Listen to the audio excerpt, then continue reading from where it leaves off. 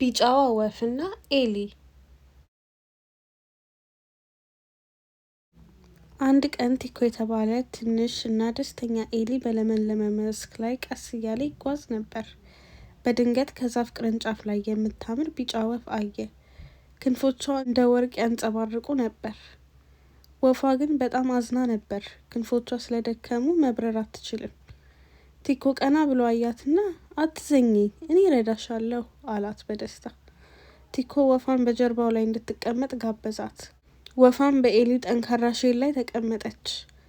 በቀስታና በጥንቃቄ እየተጓዙ ወደ ወፏ ጎጆ አብረው ሄዱ። ቲኮ አዲስ ጓደኛ በማግኘቱ በጣም ተደሰተ።